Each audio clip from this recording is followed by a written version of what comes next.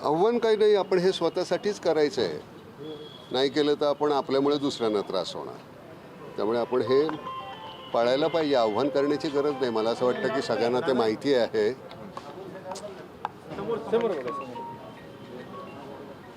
तर त्यामुळे ते सगळ्यांनी करायलाच हवं. त्यात आपण कोणावर उपकार नाही करत आहे, स्वतःवरच करतोय. स्वतःलाच मदत करायची आहे. त्यामुळे जितकं जाणीवपूर्वक आपल्याला करता येईल तेवढं करत राहायचं, बाकी काही नाही. कोविडच्या या आधी ज्या लाटा येऊन गेल्या त्यातनं आपल्याला बरंच काही त्या शिकवून गेल्या आणि आपण खूप काही गमावलं असं देखील आहे. गमावलं खूप, निदान नाती समजली, एकमेकांची किंमत समजली. नेमकं काय आहोत आपण, कुठे उभे आहोत, कशाचा गर्व आपल्याला असायला हवा, कशाचा नसायला हवा, ह्या गोष्ट कळली. कुठलेच नाही, सगळ्यांना तो एकच होता नियम त्या रोगाचा. मग तिथे श्रीमंत गरीब हा कुठे काही भेदभाव नव्हता. त्यामुळे जमिनीवर आणलं या रोगानं. लवकर हे संपावं आणि पुन्हा नव्यानं आपण कामाला लागावं ही इच्छा आहे. आणि अशावेळी सरकार म्हणजे शेवटी काय, आपणच निवडून दिलेली माणसं असतात. प्रत्येकाला मर्यादा आहेत. त्यामुळे आपण स्वतःहून किती करतो हे सगळ्यात महत्त्वाचं आहे. आणि ते आता लोक करायला लागलेली आहेत, त्याचा आनंद मोठा आहे. आणि आपण तरुण जाऊ याच्यातून, हे नक्की. काय विचारायचं का? आजचं जे अभियान आता जे आहे प्रामुख्याने त्याविषयी, म्हणजे आता उद्घाटन अजितदादांनी केलं आहे, तर ते पण खूप झपाटल्यासारखं काम करतायत. प्रत्येक शुक्रवारी शनिवारी पुण्यात येतात, धारावा घेत आहेत वेगवेगळ्या, आणि त्यातनं एक पुणे अजित पवार ज्या पद्धतीनं काम करतात, तो माणूस जितकं काम करतो त्याची जाहिरात कधीच करत नाही. इमानानं आपलं गपचूप काम करत राहतो. एखादी कुठली तरी चुकीची गोष्ट असेल तेवढीच अधोरेखित करता तुम्ही मंडळी, पण त्यांनी केलेलं काम समोर आणा. तो फार फार फार खरंच चांगला नेता आहे, चांगला पुढारी आहे.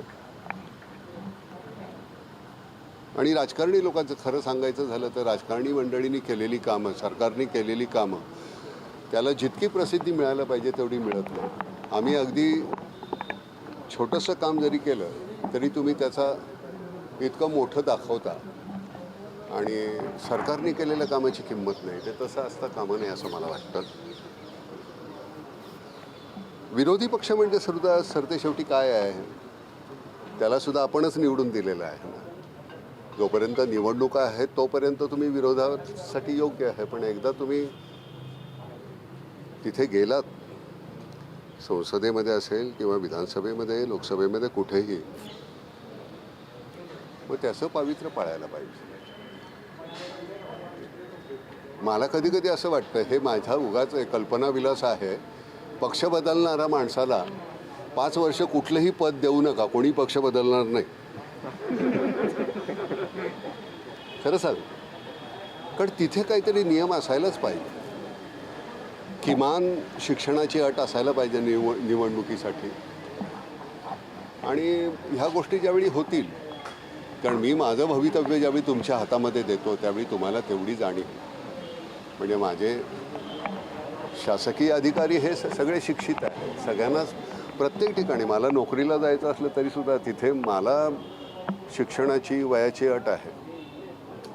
आमची ही 2 क्षेत्र आहेत, तिथं वयाची आणि शिक्षणाची अट नाही. एक म्हणजे आमचं अभिनयाचं क्षेत्र आणि दुसरं राजकारण. त्यामुळे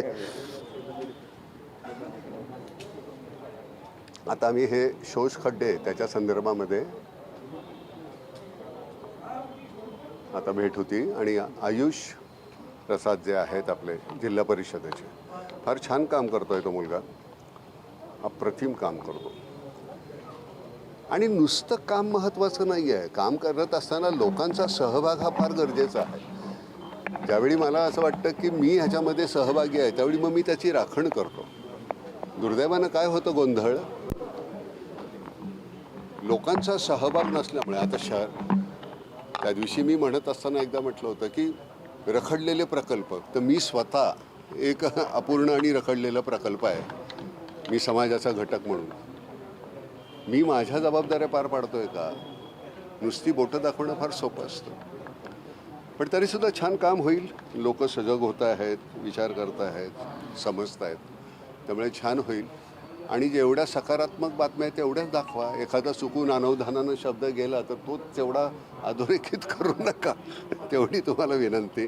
कारण सरतेशेवटी तुम्ही आमच्या ह्या सगळ्या गोष्टी, राजकारणाच्या सगळ्या गोष्टी तो पोचवणारे तुम्ही असता. तर कॉन्ट्रोवर्सी हा भाग नाही. ते एखादा कधीतरी बोलत असताना मीही माणूस आहे, माझ्या तोंडून एखादा इकडे तिकडे एखादा शब्द जातो, त्याला अनवधान म्हणतात.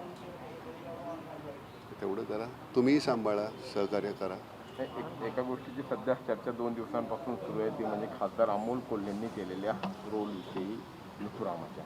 बरं. आणि त्यावरनं बरेचसे म्हणजे आरोप प्रत्यारोप, वाद प्रतिवाद सुरू आहे. अमोल कोल्हेंनी पक्षात नथुरामाची पक्षाची भूमिका भूमिका करावी. आणि विरोधाभास. आता हे बघा, शरदरावांचं परवाचं वक्तव्य तुम्ही ऐकलं का? की ते ज्यावेळी तिकडे दुसऱ्या पक्षात होते त्यावेळी त्यांनी ती केलेली भूमिका आहे. आणि सरतेशेवटी अमोल कोल्हे हे अभिनेते आहेत. त्यांनी कुठली भूमिका करायची, काय करायची, हा त्यांचा वैयक्तिक प्रश्न आहे. आता तुम्हाला लोकांना माहिती नाही आहे, मी 30 वर्षापूर्वी मी गोडसेंचा रोल केला आहे. फक्त ती फिल्म इंग्लिश होती, लास्ट व्हॉइसरॉय, माउंटबॅटन, त्याच्यामध्ये मी गोडसे केलं. म्हणजे मी त्यांचं समर्थन करतो का? मी एक कलाकार आहे, मला त्याच्यामध्ये गोडसेची भूमिका. तर त्यामुळे मला असं वाटतं की हा प्रत्येकाचा कलाकार म्हणून वैयक्तिक प्रश्न आहे. तुम्ही जेव्हा समर्थन करता त्यावेळी तुम्ही त्याला प्रश्न विचारू शकता. पण भूमिका करणं म्हणजे आता मला तुम्ही विचाराल तुम्ही का केलं, तर माझा उपजीविकेचं साधन तेच आहे. तर त्यामुळे मला ते करणं यात माझी काही चूक आहे का, ते तुम्ही ठरवात. आता प्रत्येक गोष्टीचं भांडवल करण्याची काही गरज नाही आहे. शिवाजीची भूमिका केली त्यावेळी तुम्ही का नाही विचारलं त्यांना का केली शिवाजीची भूमिका? बरोबर की नाही? त्यावेळी तुम्ही त्यांना कलाकार म्हणून मान्य केलं. महाराज ज्यावेळी आपण पोचवतो, किती समर्थ पद्धतीनं त्यांनी ते महाराज पोचवले जनसामान्याप्रमाणे पर्यंत. तर मला असं वाटतं की आपण या गोष्टीकडे दुर्लक्ष करावं, कारण या गोष्टी येतात आणि जातात. मंगेशकर कुटुंबियाशी काही बोलणं झालंय? प्रार्थना करा अशा प्रकारचे. कशाबद्दल? दत्ताताई बऱ्या होतील. आपल्या सगळ्यांच्यात आपलं आयुष्य इतकं सुंदर बनवलं आहे त्यांनी, तर त्यामुळे ते लवकर बऱ्या होतील आणि घरी येतील, काळजी करू नका. त्यांना आणखीन एक वाद झाला, किरण माने यांच्या राजकीय भूमिका जे काही जाहीर करतात, फेसबुक पोस्टद्वारे लिहितात त्या बाबतीमध्ये तुम्ही कशा प्रकारे बघता या? मी राजकीय भूमिकेमध्ये मी तुम्हाला खरं सांगतो, बाजूला काय वाईट चाललं आहे किंवा काय चुकीचं आणि बरोबर आहे याच्याबरोबर मला काही देणं घेणं नाही. मला जे मी काम करतो नामच्या माध्यमातून ते मी काम करत राहणं, हे एवढंच मी करू शकतो. माझी राजकीय भूमिका काय नाही. माझी राजकीय भूमिका कशासाठी असावी, माझी समाजाप्रती माझी भूमिका काय आहे ते महत्त्वाचं आहे. आणि मला असं वाटतं की नामच्या माध्यमातून मी हे करू शकतो. करता करता एक दिवस कापरासारखं आपण विरून जायचं.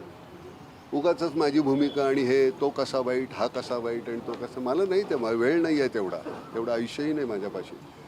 परतीच्या वाटेवर तुम्ही असताना काहीतरी गोष्टी चांगल्या सुचल्यात तर त्या इमानानं करा. आज कीर्तीताई कीर्ती शिलेदार आज सकाळी गेल्यात. कीर्ती शिलेदार, अरे नाही, मला नाही माहिती.